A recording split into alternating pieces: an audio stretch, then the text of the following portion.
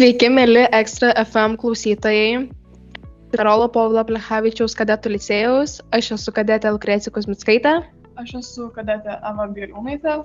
Eteryje laida Pilietinis atsparumas ir šiandien mūsų laidoje svečiuojasi pulkininkas Mindaugas Petkevičius. Sveiki. Sveiki, gyvi. Sveiki. Tamsta, tai pradėkime nuo pirmo klausimo. Papasakokite apie savo tarnybos vietą ir pareigas. Ką darote kasdieninėje savo veikloje? Gerą dieną visiems eteryje. Tai mano tarnybos vieta dabar tokia visai kitokia, negu buvo prieš tai. Prieš tai buvau brigados vadas, o dabar esu Lietuvos atstovybėje prie NATO ir esu karinio atstovo pavaduotojas NATO klausimų. Tai realiai šita tarnybos vieta yra labiau jau karinio strateginio ligmens, kur jau taktiniai klausimai nebesisprendžia, sprendžiasi labiau strateginio lygio tolimos perspektyvos klausimai. Aš kaip vadinu, čia jau dabar karas su popieriais, nebe karas mokymo laukuose arba lauke. Tai va, bet realiai karininko karjeroj to reikia. Tai yra iš esmės ir žavu, kad kas 3 metai, 2 metai tu keiti savo tarnybos vietą ir tu turi adaptuotis prie naujų sąlygų. Ir galiausiai, kuo tu esi didesnio laipsnio, tuo tavo karjera tave neša į tokius labiau strateginio lygio, karinio strateginio lygio klausimus. O kaip pasirinkote savo karjerą, pačią tarnybą ir kaip prasidėjo jūsų kelias tarnybos Lietuvos kariuomenėje link? Tai kaip ir vienas abiturientas, aišku, kažką jis galvoja, kuris turėtų stoti po 12 klasės. Tai aišku, jūs turite suvokti, kad aš dar augau toj kartoj, kur dar mes prisimenam vieną kitą sovietų laikų veiksmą. Tai augau aš labai paprastai, kaime. Tai mano matytas impulsas karybai, kariuomeniai ir sakykime, šalies gynybai ateina iš tų 89-91 įvykių, sąjūdžio, nepriklausomybės, mūsų, kaip sakant, sausio 13-osios tragedijos vienokios ar kitokios. Aš tada buvau 15 metų, dar tik tai, bet tai vis tiek kaip jaunam žmogui įdeda į galvelę, kad kažkas vyksta valstybėje ir kad valstybės laisvė yra ne šiaip duotybė, bet ją reikia ginti. Ir kitas, aišku, punktas buvo mano brolis. Brolis mano vyresnis, 10 metų, tai jam teko tarnauti ir mokytis. Jis mokėsi kariniai mokykloje, tada dar Sovietų Sąjungoje, bet pasibaigus mokyklą ir Lietuvai gavus nepriklausomybę grįžo į Lietuvos kariuomenę. Tai buvo toks ir, kaip sakant, šeimos pavyzdys. Tai kai baigėsi abiturientas, nelabai žino, ką nori, brolis sako, yra, žiūrėkit, karo akademija, Lietuvos, 3 laida, tai gal pabandyk stot. Tai va taip ta mano karinė karjera ir prasidėjo. Ir dabar jau šiais metais, Liepą, matyt, skaičiuosiu 30 metų, kaip aš esu su uniforma. Tarnyba suteikia daug iššūkių, tai kokie pagrindiniai įgūdžiai ir kompetencijos reikalingos tarnyboje? Kiekvienom pareigom reikalingos skirtingos kompetencijos realiai. Tai va tą reikėtų matyti ir suprasti, kad taktiniam lygmenyje, kai esi jaunas būrio vadas, kuopos vadas, bataliono vadas, yra vienas kompetencijos, kai pakyli į tokį operacinį strateginį lygį, reikalingos kitos kompetencijos, bet jos yra bendražmogiškos. Vienas dalykas, reikia valios, reikia veiklumo, nes, kaip čia pasakius, darbai patys nepasidaro. Yra toks posakis, jie pasidaro, kaip aš bandau sakyti, darymo būdu. Tai jeigu tu darai, judini darbus į priekį ir jie vyksta. Tai šito reikia labai daug. Toliau yra žinojimas savo šalies istorijos, supratimas, kaip šalis veikia, kaip sakant, veikia visi šalies, kaip sakant, instrumentai, jėgos instrumentai. tada reikia žinojimo, kas vyksta aplinkui tave, aplinkui Lietuvą.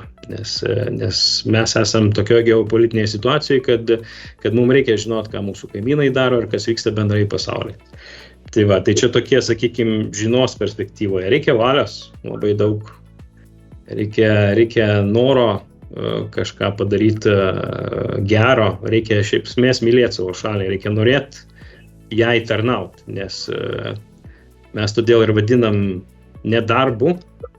Lietuvos kariuomenėje mes nedirbam, mes tarnaujam. Tarnystė, tarnyba yra kažkas daugiau negu paprastas darbas nuo 8 iki 5. Tarnauji tu visada 24 valandas per parą ir esi pasiruošęs realiai atiduoti savo gyvybę už tą šalį. Papasakokite, kaip atrodo jūsų tipinė darbo diena?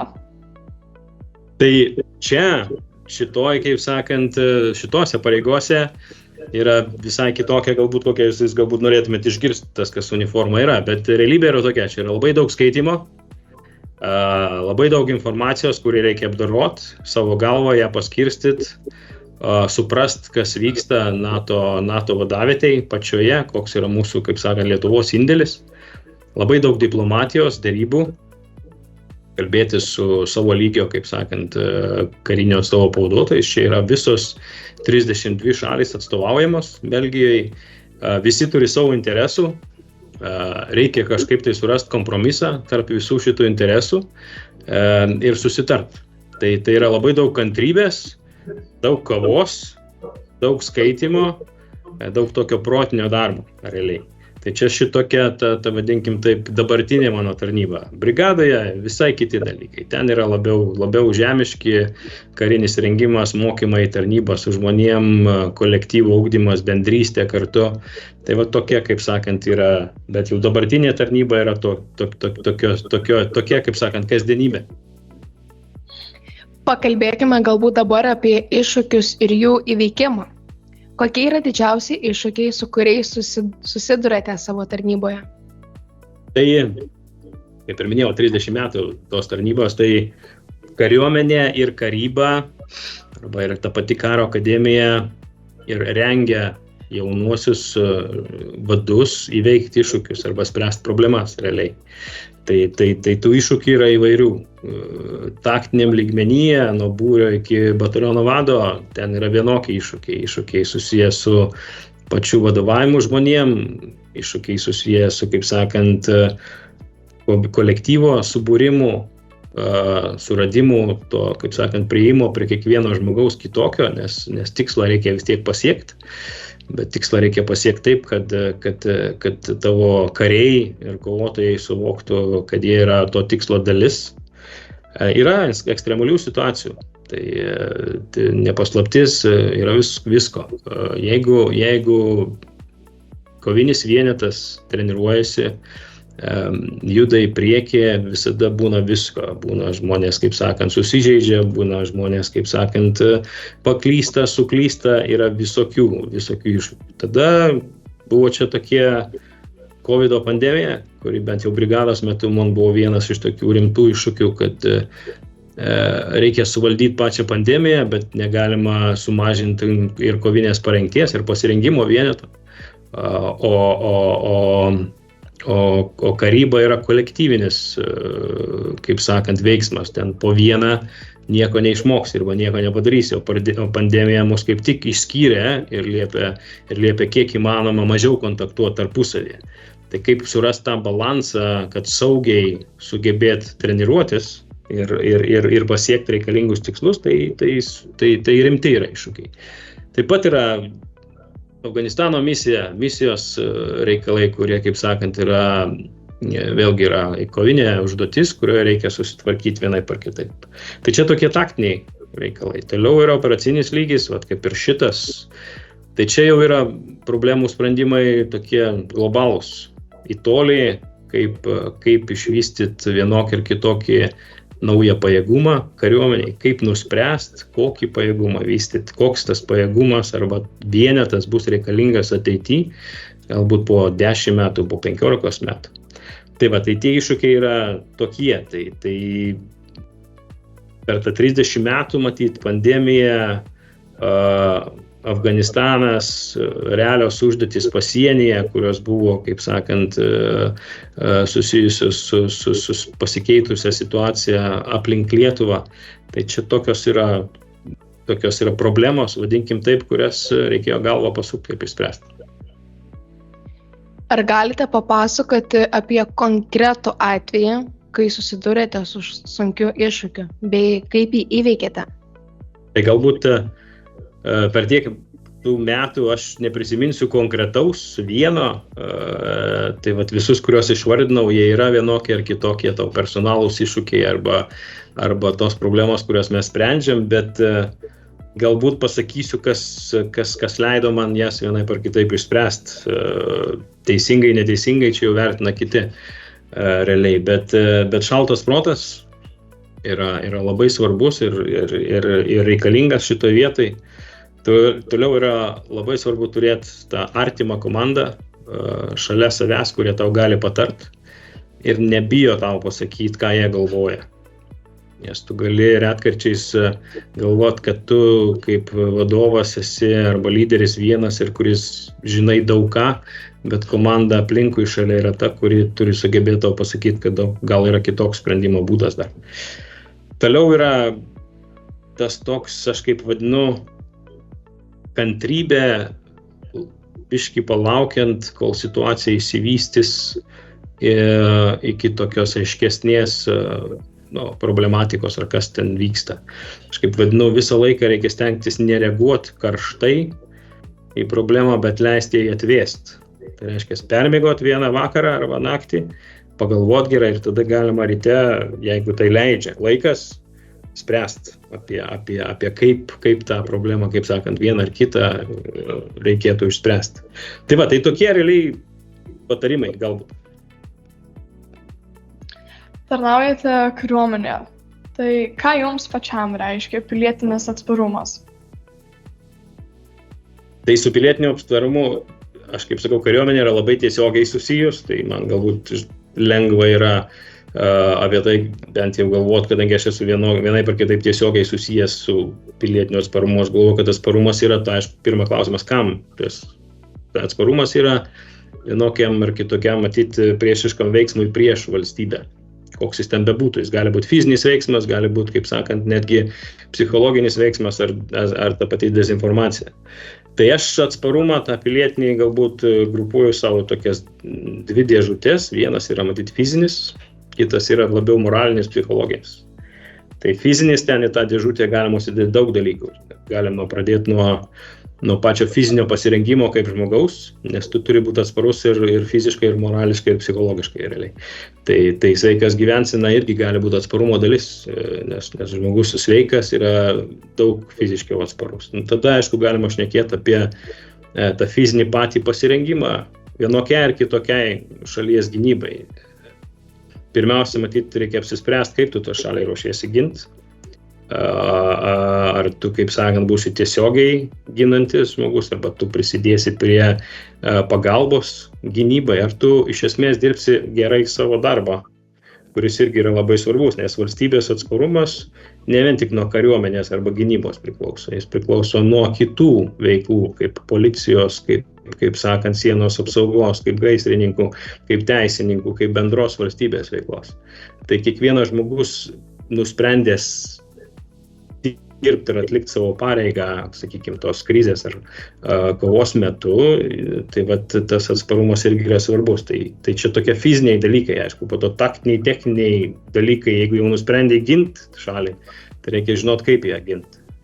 Gyvenimas, planas, diena X, reikia jį pagalvoti, turėti savo, kaip tai daryti.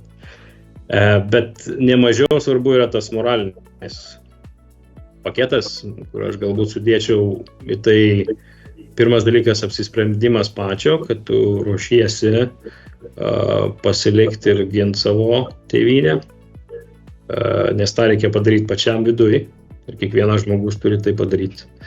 Toliau, aišku, yra tas toks sugebėjimas atskirti arba blaiviai mąstyti, arba netgi kritiškai mąstyti, kokia informacija yra skleidžiama bendrai socialiniuose tinkluose, žiniasklaidoje, visur aplinkui.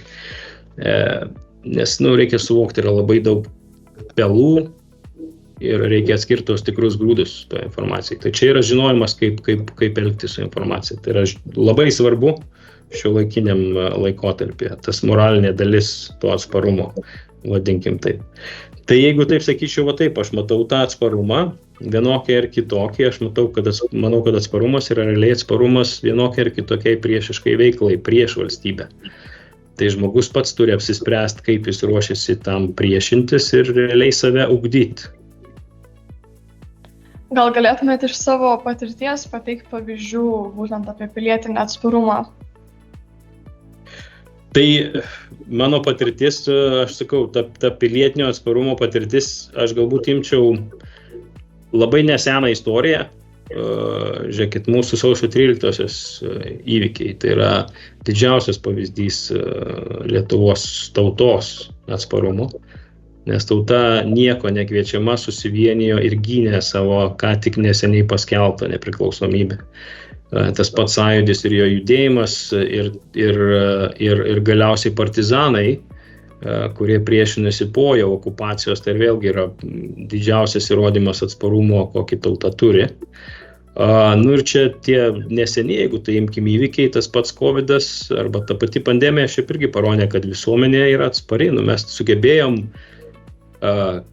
kariuomeniai rengtis, visuomenė sugebėjo vienaip ar kitaip gaminti, dirbti, užtikrinti ekonomikos tolimesnį augimą. Tai yra žingsniai arba rodantis, kaip sakant, bendrą atsparumą mūsų kaip visuomenės ir piliečių. Kaip Jūs manote, koks yra švietimo sistemos ir visuomenės vaidmuo ugdant pilietinį atsparumą? Aš manau, tai prasideda viskas. Žmogus formuojasi, kur jis formuojasi šeimoje, tada jis formuoja aplinka ir tada formuoja, aišku, mokykla labai. Tai ir švietimo sistema. Tai tu nori, tu to nenori, tai yra vienas iš svarbių faktorių, kad to būtų mokoma ir tai būtų, kaip sakant, ugdoma ir per pilietinės paskaitas, per žinojimą istorijos, per tą patį fizinį parengimą mokykloje, kuris yra reikalingas tai fiziniai daliai atsparumo. Jeigu jo nėra, tai, kaip sakant, visuomenė ir tas pats pilietis, kaip sakant, yra visai kitoks. Tai tie dalykai yra labai sujungti ir svarbus ir aišku, tas, kas atlieka privalomą tarnybą, jis ateina į kariuomenė vėlgi prisideda prie atsparumo ugdymo. Kaip ir jūsų licėjus, tai yra vienas iš didžiausių vėlgi pavyzdžių, kuris tam jaunimui, kuris nori ir apsisprendė, duoda daugiau įrankių, mano nuomonė, būtų atspari. Jūsų nuomonė, kaip galima skatinti pilietinį atsparumą tarp jaunimo? Tai aš sakysiu, kad pavyzdys licėjaus yra vienas iš būdų. Dabar jūsų idėja licėjaus pilietinio atsparumo renginių, kurias jūs čia dabar darot. Tai vienas vėlgi iš būdų yra, kaip skatinti jaunimą prisidėti ir kaip skatinti, kaip sakant, žinias apie atsparumą. Galiausiai suvokimo reikia pas patį žmogų ir jauną žmogų. Svarbiausia, kad pilietis turi tam tikras pareigas valstybei. Ir jis turi pareigą, kas yra ir konstitucijai parašyta 139 straipsnė, gint šalį. Tai tą pareigą reikėtų atlikti. Tai mano nuomonė, tie piliečiai visi mes turime atitarnauti kariuomeniai, privalomai tarnyboje ir savanoriškai, kokie jau ten įmanoma pasirinkti šiuo momentu, bet tai yra pareiga tėvynei, kuri iš esmės, kaip sakant, padėtų visuomenę daryti atsparesnę. Kokius konkrečius veiksmus ar iniciatyvas rekomenduotumėt jaunimui, norint ugdyti pilietinį atsparumą?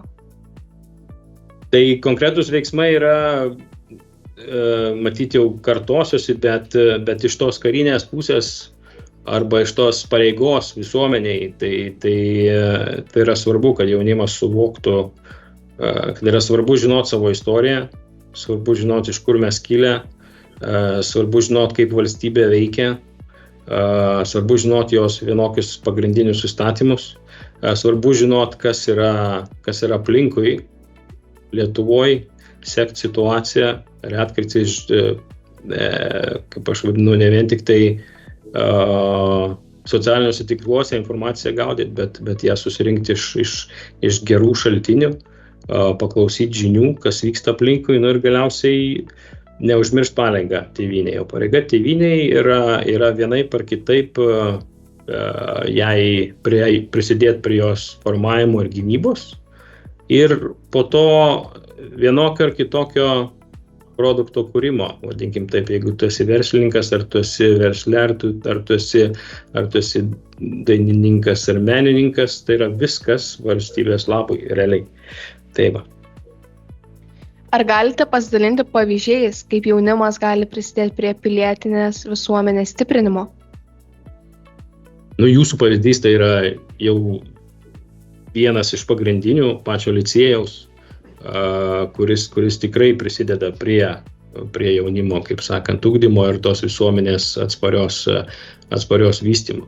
Aš manau, čia yra pačio jauno žmogaus noras ir suvokimas, kad jis turi pareigą šaliai. Kadangi šalis sukuria tavo aplinką, joje gyvent, siekti savo tikslų ir džiaugtis, vadinkim taip, gyvenimu, tai tu kaip pilietis ir kaip jaunas žmogus turi rasti būdų atiduoti valstybei. Tai atiduoti valstybei visaip kaip, tai pradedant nuo karybos, nuo gynybos, baigiant savanorystę ir visokiais kitokiais dalykais, kurios jaunas žmogus gali pasirinkti.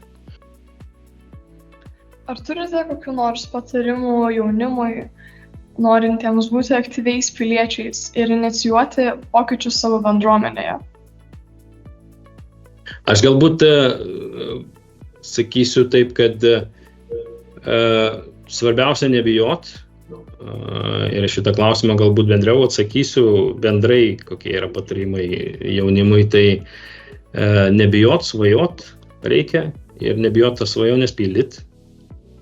Jos galbūt ne visą laiką pasiseka, bet kadangi jūs turite tokią laisvę, ypač šitą kartą jaunų žmonių jūs augot laisvoje Lietuvoje. Jūs turite laisvę daryti, ką norit, galvot, ką norit, kurt, ką norit, klyst, kaip norit ir toliau kurt iš naujo kažką tai. Ko sakykime, galbūt mano jauno laikais aš tokių galimybių neturėjau. Tai svarbiausia, jūs svajokit ir kurkit. Tai čia vienas toks didelis patarimas jums. Matyt toliau, ir aš jau matyt kartosiuosi, kad jūs turit suvokti, kad šalis yra tik tai stipresnė, jeigu jauni žmonės yra gebantis atiduoti savo pilietinę pareigą. Tai tas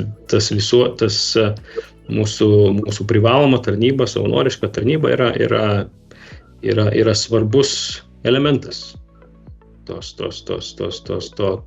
jauno žmogaus ir jo ugdymo, mano nuomonė. Po privalomosios tarnybos jaunas žmogus būna tik tai stipresnis. Ir fiziškai, ir morališkai, realiai.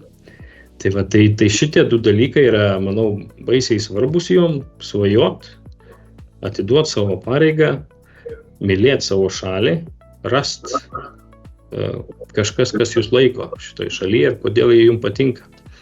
Ir tada jūs būsit žymiai atsparesni, nes jūs viduje jau nuspręsit, kad jūs šitą šalį ruošiatės ginti vienaip ar kitaip, bet jūs ruošiatės ją ginti. Tokį apsisprendimą pasidarius, jau tada yra žymiai lengviau apsispręsti, ką aš noriu daryti toliau. Tai va.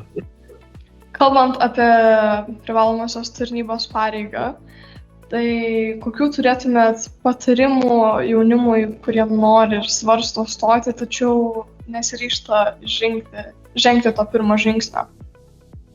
O svarbiausia nebijot. Žiūrėkit, 30 metų tarnybos mano. Gyvas, sveikas, kaulai visi sveiki, dar šypsausi, biškai galbūt jau nuplikęs ir pražylęs, bet žiūrėkit, šita tarnyba, kokia jį bebūtų, jeigu ir privaloma, tai 9 mėnesiai, kiek ten mažiau priklausomai nuo situacijos. Jeigu profesinė tarnyba, tada tu pasirenki profesiją kaip savo karjerą. Žiūrėkit, duoda tik tai naudos. Iš mano pusės naudos žmogiškos, suprantant, kas tu pats esi, nes šita profesija tave išbando. Tave išbando stresinėse situacijose, nes toks yra tikslas, ypač pirmų 9 mėnesių arba pirmų 3 mėnesių šaukimo, bet visi mes, kurie esam su uniforma, mes suprantam, kaip žmonės pradėjo tarnybą. Jie pradėjo, mes vadinam, iš tos civilio gyvenimo, pavirsdami kariu. O čia yra pirmieji 3 mėnesiai, šaukimas 9 mėnesiai, tai yra tas pagrindinis virsmas, kai žmogus supranta savo galimybių galias, nes toks yra rengimas padarytas, kad žmogus suprastų, kokios yra galimybių ribos. Vieni yra labiau atsparūs, kiti ne, vieni labai sunkiai perneša fizinį krūvį, kiti psichologinį krūvį, bet visko galima išmokti.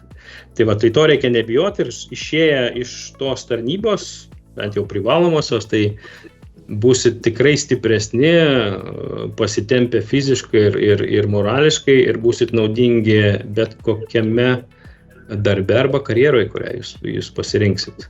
Nuo tiem, kurie profesinę tarnybą pasirinks, matyt, ko norėčiau palinkėti, kad tai yra brolių ir seserų kovotojų toks grupė žmonių išskirtinė, kurie realiai apsisprendė viduje atiduoti savo gyvybę už šalį. Tokia priesaika, kurioje tu prisieki negailėdamas jėgų ir gyvybės ginti savo šaliai, jos laisvė ir nepriklausomybė yra vienintelė. Tai šita profesija yra, tai tie žmonės yra svari visuomenės dalis. Tai jeigu tas patinka, noras yra, tai rasit savo kelią kariuomenėje. Ar jūs pats esate dalyvavęs savanoriškoje veikloje? Mano jaunystės laikais tokių veiklų nebuvo, didelių savanoriškų, arba taip, kaip jūs, kaip sakant, matot. Tai o jau, kaip sakant, tarnybos metu, tai gaunasi, tarnyba yra mano visas didelis gyvenimo dalis realiai, tai tokioj kažkoje atskiroj, specialioj savanoriškai veikloje ne, bet visokių ten mažų veiklų buvo vienokių ar kitokių, kur teko prisidėti. Bet daugiausiai tu pats tarnauji tai šaliai ir to laiko tokiam atskiram savanoriškai veiklai lieka labai mažai, jeigu taip pasakykim paprastai. Kalbant apie jaunystę, tai ką patartumėt mums, jei jums būtų 16 metų? Kaip pasirinkti savo gyvenimo kelią? Jo, tai aš matėt mano papasakojimą arba girdėjot, kaip aš pasirinkau savo gyvenimo kelią, kai jaunas esi labai sunku, sutinku, yra daug tų kelių visokių, bet aš matyt pasikartosiu, nebijokit, bandykit visokį kelią, turit labai daug būdų ir labai daug galimybių. Tai tas galimybės visas išnaudokit ir matyt eikit ten, kur jums širdis sako ir tas, kas patinka. Pradžioj galbūt nežinai, kad tai patinka, taip ir man buvo, sakykime, taip, stojau į karo akademiją, brolio patartas, to pasižiūrėsim, bet po gerų pradžios, kai tu įsivažiuoji į tą, kaip sakant, profesiją, man žiauriai patinka tą, ką aš darau. Tai jeigu patinka tą, ką tu darai, tai tada tu esi laimingas ir tada tau ir sekasi. Tai dėkojame pulkininkui Mindaugui Petkevičiui už pokalbį. Su jumis buvo laida Pilietinis atsparumas ir mes, Eva Biliūnaitė ir Lukrecija Kuzminskaitė. Ačiū, kad klausėte ir iki kitų kartų. Ačiū labai Jums, kad sutikote dalyvauti. Taip, ačiū labai. Dėkui labai.